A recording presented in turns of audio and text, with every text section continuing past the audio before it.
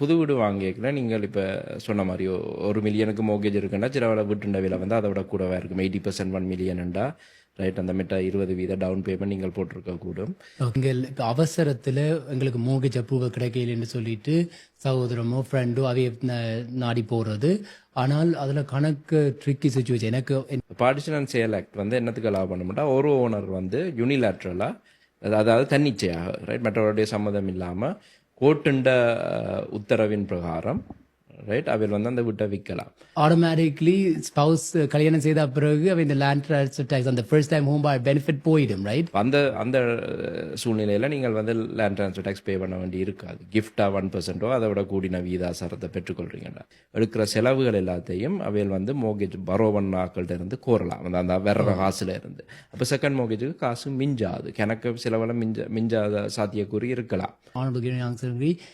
ஒரு மினிஸ்டர் லெவலில் ஒரு தமிழர் மினிஸ்டர் லெவலில் இருக்கிறது எங்களுக்கு ஒரு மதிப்பு ரைட். மற்றது தமிழாக்கள் ஒற்றுமையாக இருந்தால் நாங்கள் இன்னும் அக்காம்ப்ளிஷ் பண்ணலாம். பழைய ஃப்ராடுகள் மட்டுமில்லை, எதிர்காலத்தில் வரக்கூடிய உங்களோட ஏதாவது இப்போ நீங்கள் வச்சிருக்கிற டைமில் உங்களுக்கு தெரியாமல் உங்களோட ப்ராப்பர்ட்டியில் மோர்கேஜ் யாரையாவது போடலாம், கள்ள ஐடிகளை யூஸ் பண்ணி உங்களை